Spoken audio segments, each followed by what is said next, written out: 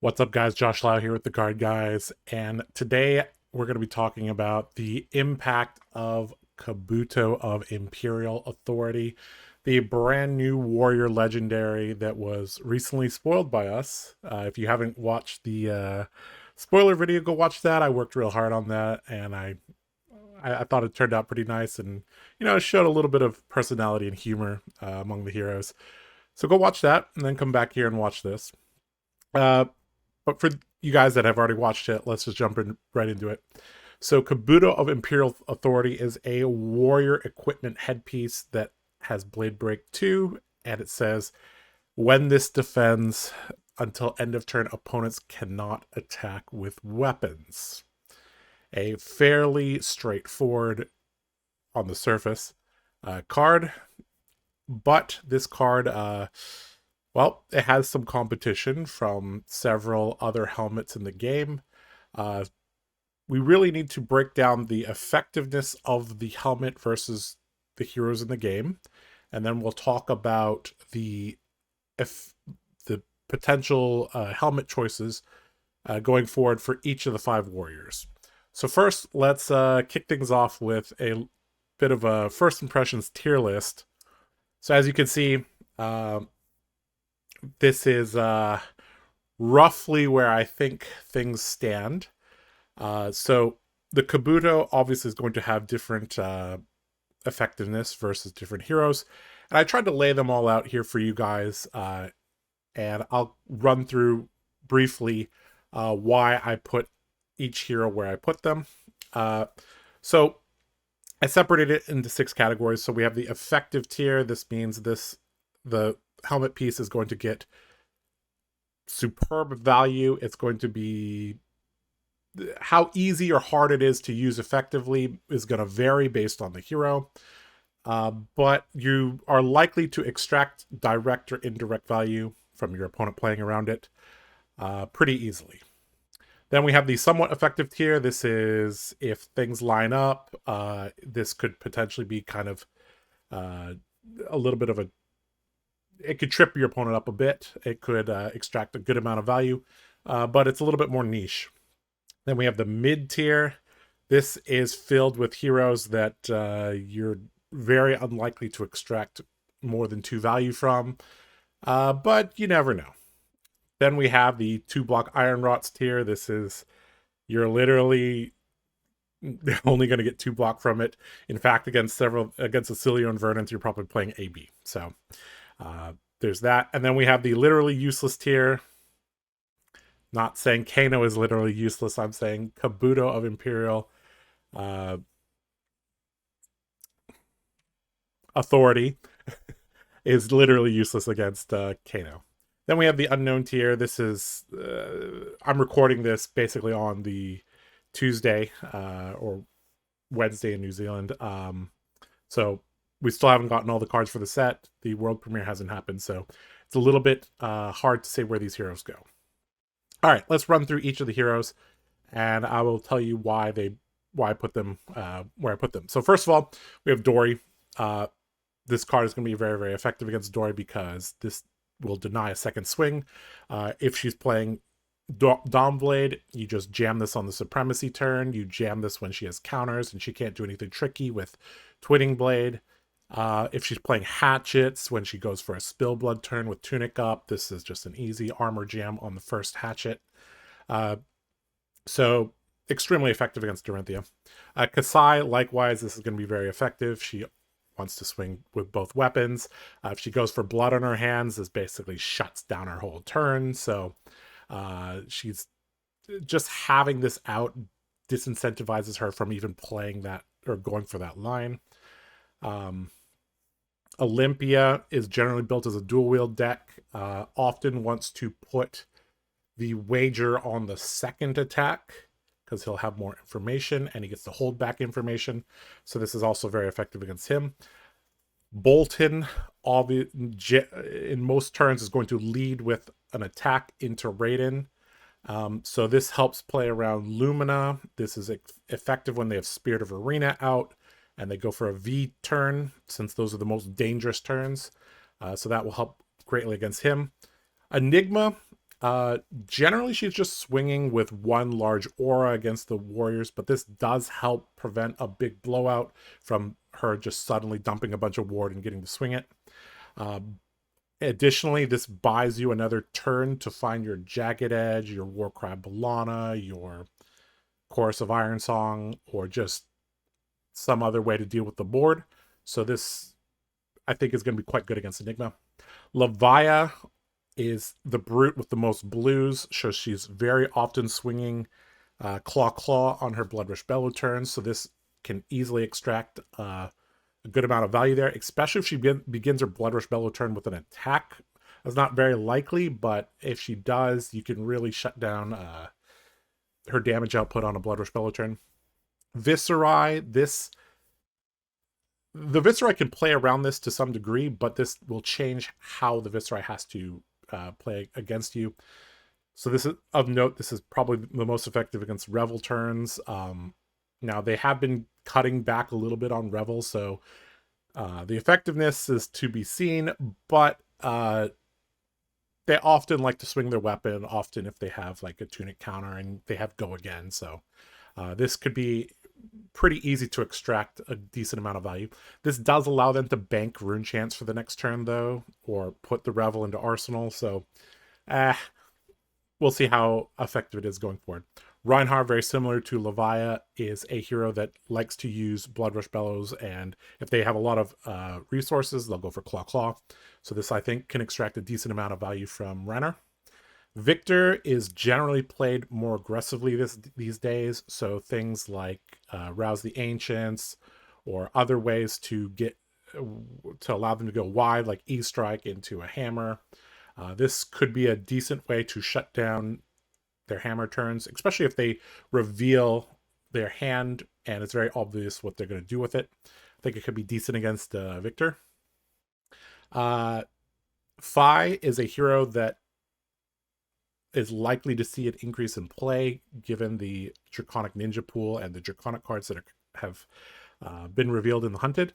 And he always starts his turn with a attack and then generally follows up with the sword, which helps discount the Phoenix Flame. So I think this card is going to be quite effective against Phi, either going to reduce his damage output or kind of mess up his Phoenix Flame discount math.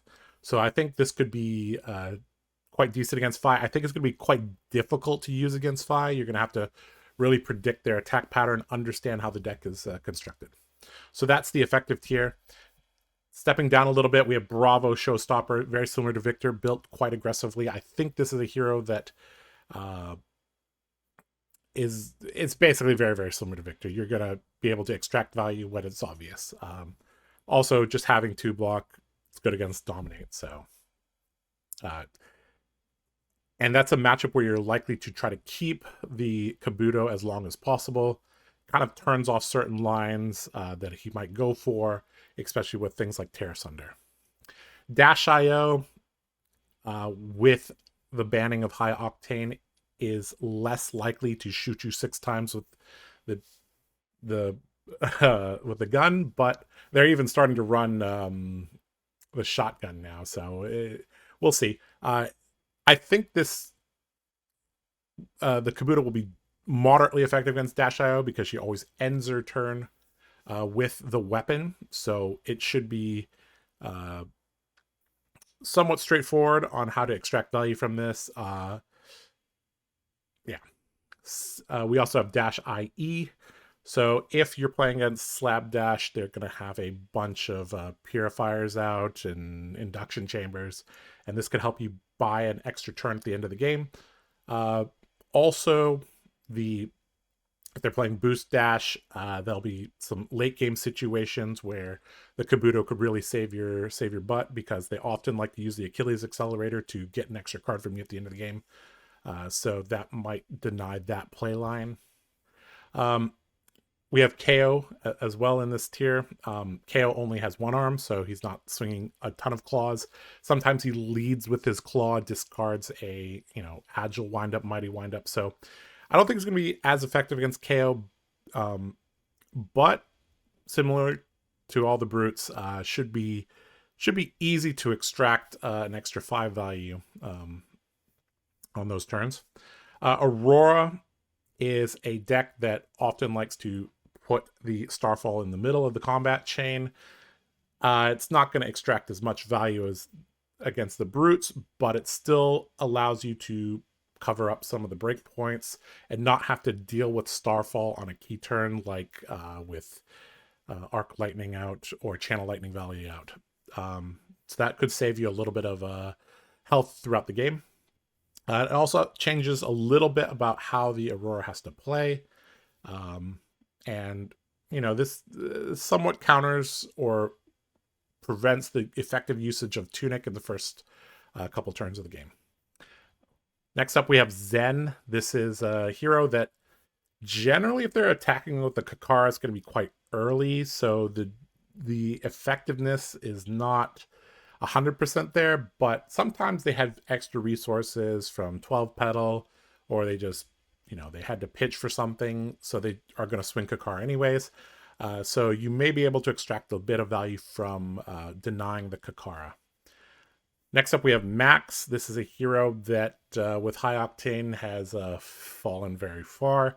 Now, this does prevent them from swinging their Mechanoid twice once they've established their Mechanoid.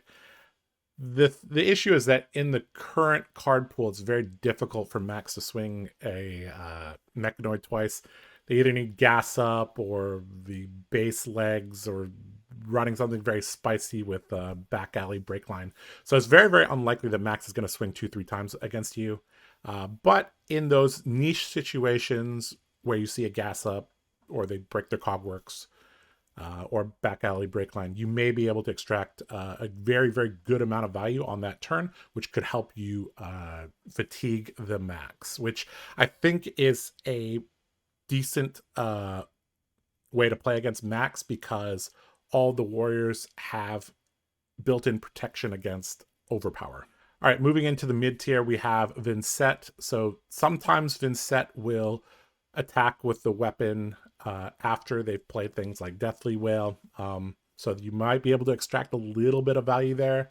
But in general, it's really not going to do much. But, you know, the armor's nice.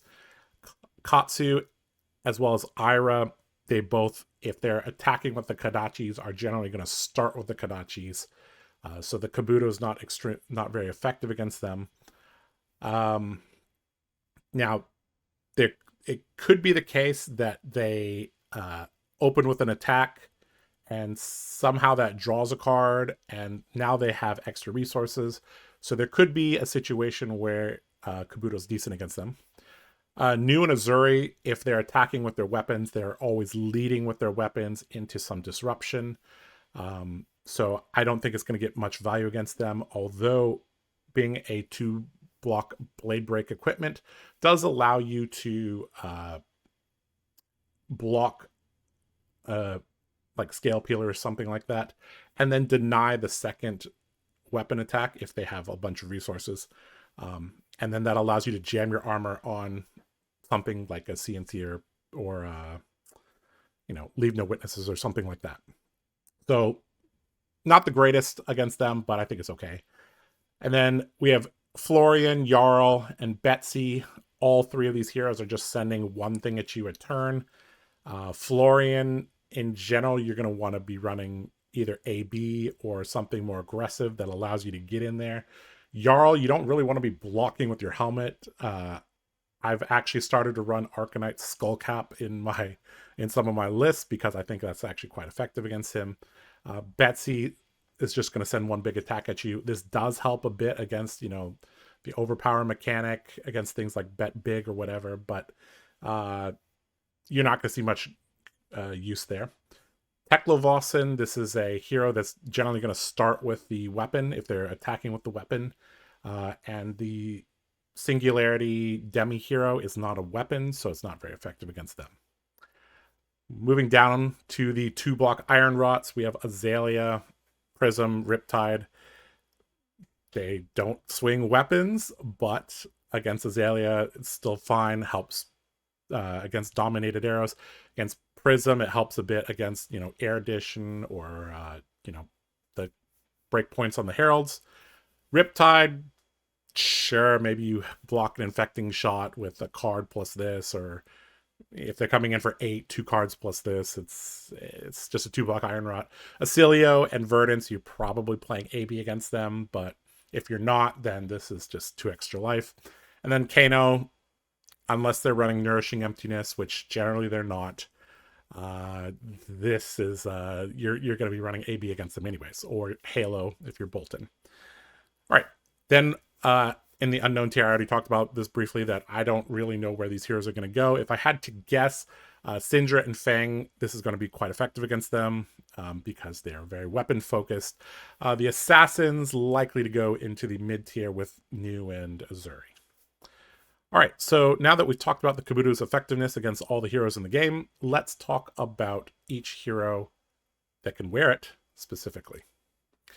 All right, so the Kabuto in Dorinthea. So Dorinthea currently is primarily running Crown of Providence. Balance of Justice was a popular pick prior to the book banning, and you still see it around sometimes because, some heroes like Brutes do draw 2 cards a turn. Arcanite Skullcap, I talked briefly about this in the tier list, that this is a card that I think is actually not too bad in this current meta. This card is very good against Aurora, and this because it helps with extra breakpoints. Also, you haven't lived yet unless you've pitched a blue and used your tunic to AB4 a burn-up shock, and then see their face, they're like, oh, yeah, you could do that. Okay. So, also it's good against Jarl. I think this card's actually not bad. In the more fringe areas, we have Helm of the Sharp Eye. This I kind of memed about in the spoiler video. Generally, it's been a while since I've seen builds with this. It normally involves Eye of Ophidia and Stroke of Foresight and stuff like that. Then we also have Royal Dory, which again is very, very old school, trying to play for like 6 card turns. I don't really like that either. So it's basically going to come down to, in my opinion, it's going to come down to Kabuto, Crown of Providence, Balance of Justice, and Arcanite Skullcap. Generally in Dorinthea, I think Crown of Providence is still universally probably the best choice. Kabuto, I think, is a close second. Crown of Providence allows you to arsenal anything with Supremacy. It also allows you to filter a hand when you have a Dawnblade counter, potentially. It also protects you from a CNC, the first CNC pummel that you see. It allows you to keep tempo. So I think that's quite good. Kabuto, though, can extract potentially way more value, especially if you're a more mid-rangey deck than any of the other helmets. So that's quite good, I think. So in Dorinthea, I think it's probably Crown of Providence or Kabuto moving forward. I could see an argument for Balance of Justice in certain metas, and I do think Arcanite Skullcap does have a niche use against Aurora and Jarl. All right, let's talk about Boltyn. Well, Boltyn already had a plethora of helmets, and most builds these days are running Warband of Bellana or Helm of Halo's Grace, depending on whether you need the consistency or you need a little bit of hand filtering and a little bit extra soul. Most of the time, you're going to be running Warband of Bellana in the aggressive matchups because if you brick, that's potentially game losing, especially against certain heroes like Enigma. Often Warband is paired with Snapdragons and Tunic for maximum aggressiveness. Helm of Halo's Grace is often paired with Soulbond Resolve or Warpath of Winged Grace. So I don't think Kabuto of Imperial Authority is going to be played very much in Boltyn unless those heroes in the effective tier become extremely rampant. I think Boltyn potentially has a couple sideboard slots available to use this, but I'm leaning towards just sticking with the good old Warband of Bellana and Helm of Halo's Grace at the moment. All right, let's take a look at Kassai. All right, Kabuto and Kassai, very similar to the situation with Dory. Now, she does have a specialization hat, Hood of Red Sand. This almost sees no play. This was basically for limited. But I do think there is an argument for Crown of Dominion in Kassai because that first gold against certain decks is hard to make, and Raise an Army is extremely effective against those decks. So I think you could play Kabuto, Crown of Providence, or Crown of Dominion, and you could see niche usage from Balance of Justice and Arcanite Skullcap and Hood of Red Sand. In general, the playstyle of Kassai is trying to extract value.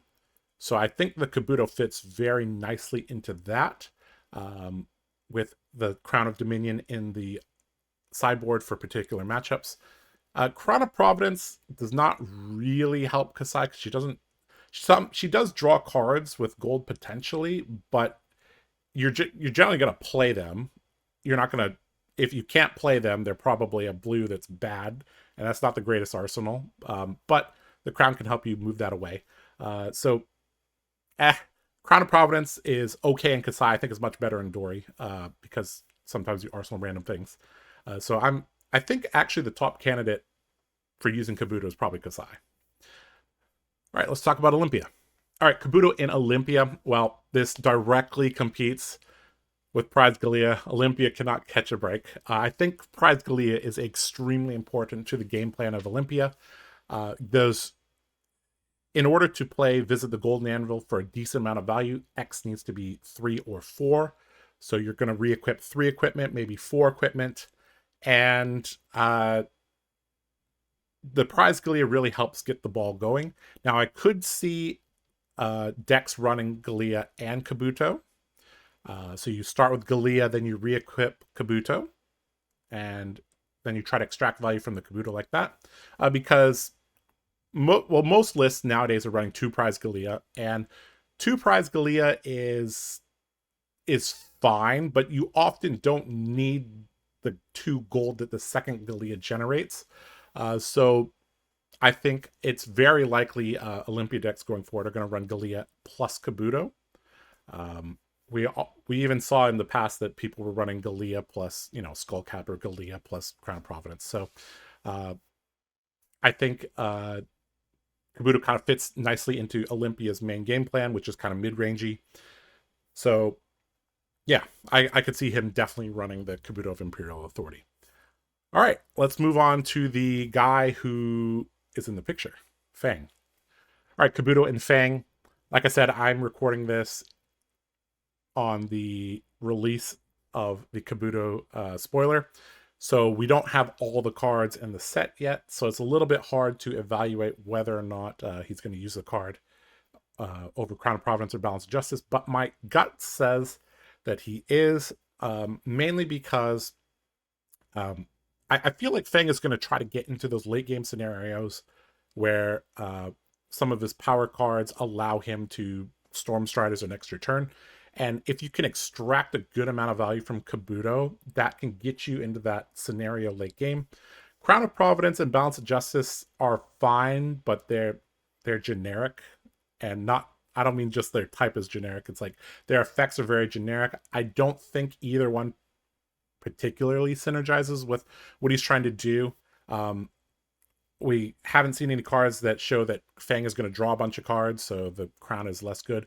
The Crown does help him keep tempo against disruption, which could be very relevant because he has to keep some cards to maintain his fealty tokens.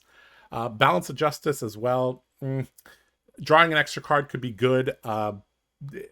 It's very unclear how the Fang decks are going to be built. So if it's similar to heroes like Dromai, where any card you draw is good, then maybe Balance of Justice it gets better in that case. But right now, I could see an argument for all 3 helmets. If I had to pick, though, I think Kabuto would probably be the pick, if for nothing else, the flavor alone. All right, let's wrap things up, and we'll get out of here. All right, key takeaways. This helmet is potentially difficult to use properly. So against particular heroes, you're going to have to understand how they construct their deck. You're going to have to understand their attack patterns, and you are likely, in order to extract max value from this helmet, you're going to have to put pressure on in the previous turn, get a sense of the texture of their hand, and then block with the Kabuto in the correct manner.